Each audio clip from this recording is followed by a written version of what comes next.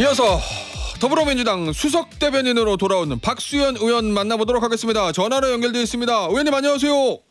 네, 안녕하십니까. 의원님. 네. 수석 대변인 되셨는데 첫 인터뷰인데 이거 지금 사안들이 네. 굵직한 게 많습니다. 예. 그렇습니다. 네. 일단 첫 번째로 이 김건희 여사 관련된 건데요.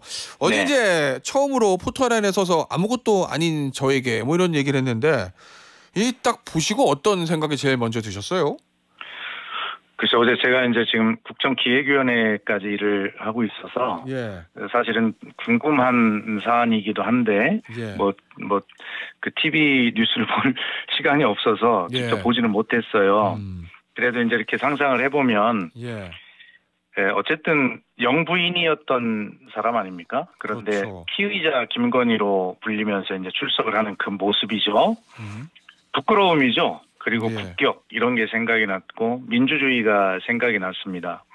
결과적으로 국민이 헌법에 의해서 위임해준 그 권력을 국민을 위해서 사용하지 아니하고 예. 그것을 사유화해서 자기 자신들 개인을 위해 사용했던 그것이 얼마나 참담한 결과와 부끄러움을 초래하는지 그런 생각들을 하게 되었습니다. 예, 국민들께서도 아마 예. 그러셨으리라 생각을 합니다. 자, 그리고 어제 이제 마이크 앞에 서서 했던 이 말이요. 국민 여러분께 저같이 아무것도 아닌 사람이 심려를 끼쳐 진심으로 죄송하다.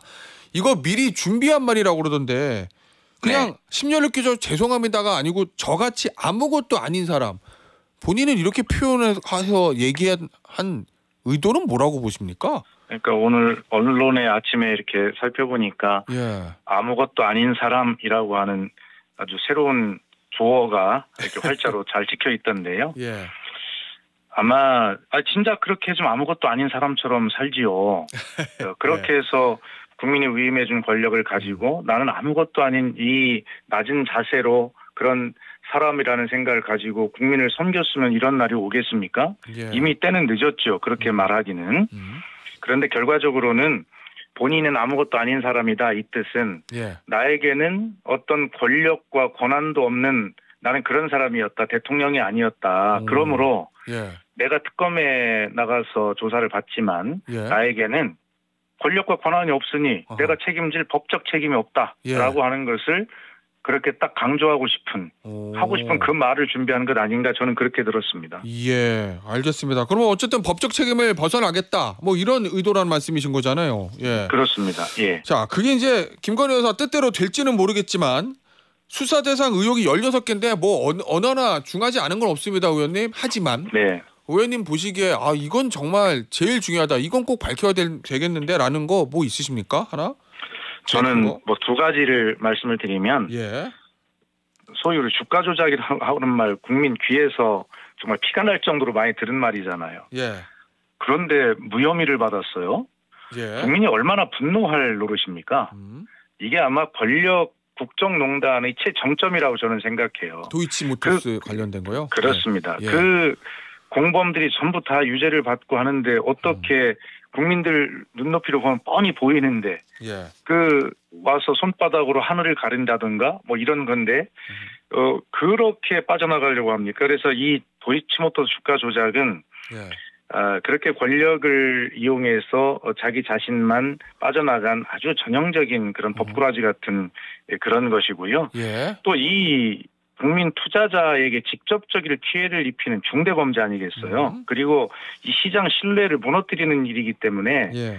제가 볼 때는 이 도이치모터스 주가 조작은 민주주의에 또 시장 경제에 굉장히 중대한 범죄다. 예. 그래서 이 문제는 반드시 진실을 밝혀야 된다는 뜻이고요. 예. 그다음에 지금 뭐 그거 있잖아요. 뭐 공천 개입 같은 거. 예. 예, 그게 이 김건희 특검 여기에 이제 들어 있는지 저는 잘 모르겠습니다. 아마 들어 있겠죠. 있습니다. 명태균 관련된. 예. 그렇죠. 예. 그거 역시도 민주주의를 완전히 무너뜨리는 아주 중요한 사항이에요.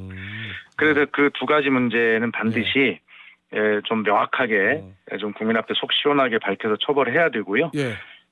그리고 저는 개인적으로 이제 과연 이 김건희 씨가 V1, V2도 아니고 V0로 불렸단 말이에요. 예. 그리고 내란숙의 윤석열의 12.3 그 위헌 불법 비상 계엄이 김건희 씨를 보호하기 위해서 그랬다. 그 시간의 흐름을 쭉 보면 명태균의 발언과 그 흐름을 보면 예. 그랬을 가능성이 매우 높다라고 저는 개인적으로 생각하거든요. 예. 그래서 김건희가 이 12.3 불법 위헌 비상계엄을 일으킨 데 관련이 있는 것이 아닌가라는 것을 밝혔으면 좋겠다. 이런 바람이 있습니다. 예, 알겠습니다. 일본 언론 보도에 따르면 빠르면 오늘 구속영장을 청구할 수 있을 수도 있다라는 예상도 나오고 아니다 몇 번 더 조사한 다음에 마지막에 할 거다라는 뭐 엇갈린 관측이 나오는데 의원님 이게 네. 이제 전직 대통령이 구속돼 있는 상태에서 전직 영부인도 물론 혐의는 다르지만 예. 똑같이 구속하는 것이 맞느냐 부담스럽지 않느냐 이런 일각의 의견 이건 어떻게 보세요? 그러니까 그런 식으로 빠져나가려고 하는 그런 논리들이 다 준비가 돼 있는 겁니다. 김건희 여사나 윤석열 전 대통령 측에. 네, 예. 그리고 우리 국민들께서 사실은 굉장히 착하신 국민들이잖아요. 그럼요. 그런 것들에 대해서 연민을 느끼시고 동정하실 수도 있고 그런 착하신 국민들의 그런 마음을 이용하려는 아주 사악한 시도들이 있을 거라고 생각해요. 예. 그러나 우리가 법 앞에 평등하다라고 하는 것은 정말 우리 어린 아이들도 하는 원칙 아닙니까? 민주주의에. 예. 그렇기 때문에 이 용서할 수 없는 민주주의 근간을 흔들고 시장 경제를 무너뜨린 이러한 혐의를 받는 이 범죄에 대해서 혐의가 소명이 된다면 당연히 예. 그것은 그 법에 의해서 구속해야 하고 그리고 이 김건희 씨는 말씀하신 대로 16개의 특검 수사 대상에 올라 있는데 예. 비리 백화점 아닙니까? 중대 피의자죠. 예. 그리고 사실 그동안을 보면 이 도주의 우려, 그다음 수사 회피 예. 이런 전력들이 있어요. 예. 앞으로 해봐야 뻔한 겁니다. 그래서 저는 예. 이 문제를 구속 수사가 불가피하다 그렇게 저는 보고 있습니다. 알겠습니다. 자, 그리고 오늘 오늘 아침에 한 8시쯤에 윤석열 전 대통령 2차 체포 시도에 나설 거라고 하거든요. 김건희 특검이 오늘 이제 네. 영장 마지막 만료일이니까 한 20분 정도, 한 15분 정도 남았는데 네. 이 정성호 장관은 서울구치소에 적극 협조하라 이렇게 지시를 했다고 하는데 예. 이거는 이번에는 그러면 의원님 보시기에도 물리력이라도 행사해야 된다. 또 버티면 끌어내서라도 데려가야 된다 이렇게 보세요? 당연히 그렇게 해야 한다고 생각하고요. 예. 검찰총장을 지낸 전직 대통령이 이렇게 예를 들어 속옷 차림으로 누워서 버티면서 특검의 체포영장에 불응하고 이런 모습을 보면서 아니 우리 국민들이 뭘 배우겠습니까? 예. 우리도 저렇게 하면 되는구나 그런 선례가 되지 않겠어요? 예. 개인의 어떤 윤석열 전 대통령의 개인의 인격의 수준이나 이런 문제가 아니라 이것은 대한민국 법치주의와 민주주의 수준을 이야기하는 것입니다. 엄격해야 한다고 보고요. 예. 그리고 오늘 벌써 체포영장 기한이 오늘 만료라고 제가 알고 있거든요. 맞아요. 네, 그래서 어제까지는 특검도 예. 그런 모습들을 보이지 않기 위해서 피고인 측과 여러 가지 협의를 해온 것으로 알고 있어요. 그러나 협의도 응하지 않고 예. 그다음에 오늘 벌써 마지막 날인데 9시부터 변호인 접견을 지금 예정하고 있다는 거 아닙니까? 예, 오늘도 체포영장에 불응하겠다라고 하는 것을 명백하게 계획하고 실행하고 있는 이 아주 잘못된 일이기 때문에 예. 이 문제는 법치주의와 민주주의를 바로 세우기 위해서도 또 귀감을 삼기 위해서라도 예. 이 문제는 명확하게 오늘은 물리력을 동원해서라도 체포영장이 집행이 돼야 된다라고 봅니다. 알겠습니다.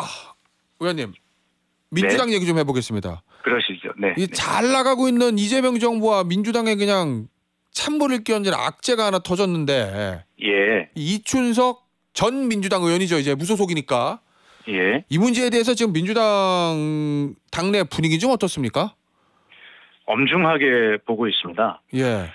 대개 이제 의원의 이런 문제가 생겼을 때 의원들이 대개 좀 이해하는 심정으로 왜 본회의장에서 그걸 봤어 뭐 이런 정도의 이야기를 할 수도 있어요. 예.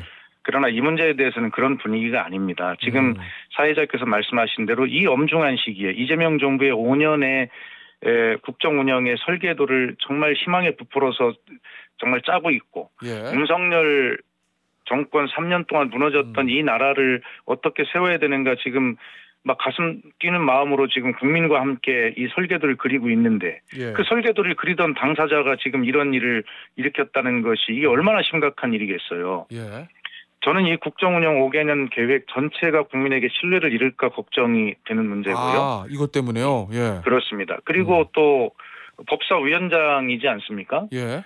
지금 정청래 대표는 이 시대 정신, 시대 과제가 내란 종식이 먼저다라고 반성할 줄 모르는 제1야당과 지금 협치도 지금 하지 않겠다라고 지금 선언하고 있는 이 엄중한 시기에 그런 어떤 법사위원장의 위치에 있는 분이 이런 일을 했다는 것 자체가 충격이죠. 예, 그렇기 때문에 이 문제는 대통령께서 오죽하면 휴가 중이신데도 엄중 수사를 지시하셨겠습니까? 그리고 정청래 대표는 그 탈당했음에도 불구하고 제명하겠다라고 어제 최고위원회에서 이야기하지 않았습니까? 그렇죠.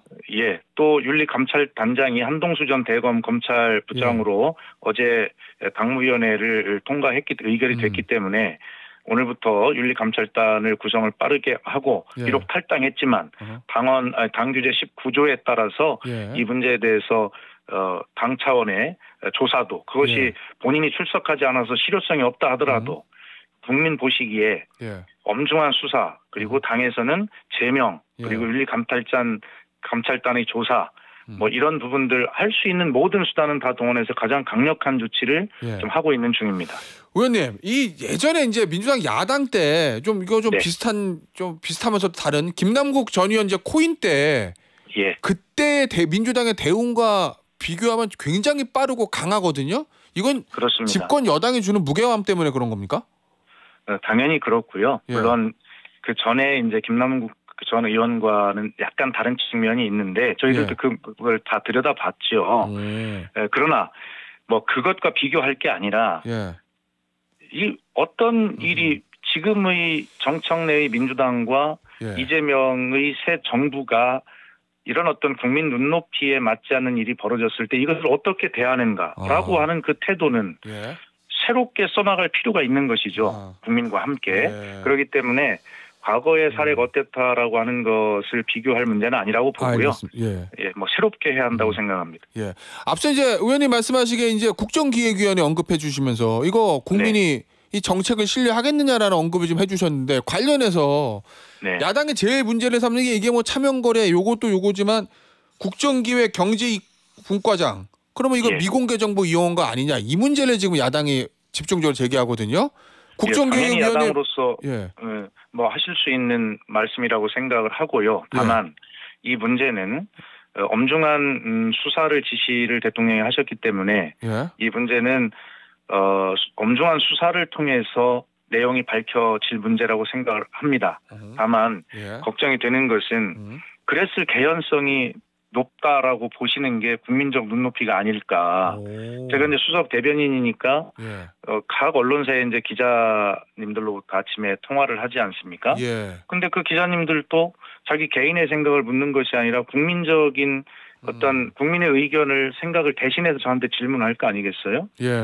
그런데 그 질문의 내용이 지금 사회자가 말씀하신 대로 되게 그런 수준 그런 내용으로 질문을 하시는 걸 보면 이 문제가 얼마나 국민적 공분을 일으키고 있는 문제이고 또 지금 말씀하신 대로 그 미공개 정보를 이용한 것 아니야라고 하는 뭐 이러한 어떤 분노나 의혹이 굉장히 강한 문제다라고 그렇게 저는 수석 대변인으로서 언론인과 통화를 하면서 그런 걸 강하게 느끼고 있습니다. 알겠습니다. 이춘석 의원이 의원직도 내려놔야 된다고 보세요? 그 문제는 향후에 이제 윤리위원회가 지금 현재 이제 뭐 일단 구성의 원칙은 합의되어 있습니다만 정청래 대표는 의석수에 따른 윤리 구성 뭐 이 문제를 또 이야기하지 않았어요. 그래서 윤리위가 이제 어떻게 구성이 되나 하는 문제는 이제 그 나름대로 이제 맡겨 주시고요. 다만 이 당의 진상 조사, 윤리감찰단 조사 그리고 경찰의 수사 이런 것들을 통해서 밝혀지는 내용들을 바탕으로 새롭게 구성되는 윤리위원회에서 이것을 제소해서 의원직 제명까지 갈 문제는 그 결과에 달려 있다라고 생각하고 지금 민주당으로서는 사실 이 차제에 이 윤리위원회 문제를 거의 그 상임위원회처럼 상설화하는 예. 이런 문제도 내부적으로 검토해야 한다라는 예. 이야기가 어제 당내 회의에서 거론됐다는 소개의 말씀도 드립니다. 그만큼 엄중하게 보고 있습니다. 예, 알겠습니다. 그리고 의원님 마지막 질문인데요. 네. 조국 혁신당의 조국 전 대표 이 특별 8.15 특사 문제 이거는 어떻게 정리되는 겁니까? 그것을 저희가 정리할 문제가 아니라고 생각합니다. 예. 지금 그건 대체로 대통령의 권한이다, 고유 권한이다. 당연히 이제 예. 그런 말씀이고요. 예. 그리고 실제로 대통령 임기 첫 해의 사면이라 함은 대체로 민생 경제 회복과 사회적 약자를 위한 그런 사면에 집중해온 그렇죠. 특징이 있습니다. 예. 그렇기 때문에 이 정치인 사면이라고 하는 문제는 첫 해의 사면에 이게 맞을까라고 하는 뭐 제가 이제 전에 이제 청와대에도 근무를 해봤기 때문에 저희 개인적 경험에 의한 발언일 수도 있습니다. 예. 대통령께서 어떻게 결단하실지 그건 모르겠어요. 제가 예. 또 말씀드릴 내용도 아니고요. 그러나 지금은 오로지 민생과 회복과 희망을 써나가야 할 시기에 예. 이 사면도 대체로 그렇게 민생 경제 회복과 그다음에 사회적 예. 약자에 집중해서 예. 해온 그 사면의 전통 관례가 있다. 뭐 저는 그렇게 알고 있습니다. 알겠습니다. 의원님 오늘 인터뷰는요 여기서 마무리하도록 하겠습니다. 지금까지 더불어민주당 박수현 수석 대변인이었습니다. 의원님 감사합니다. 감사합니다.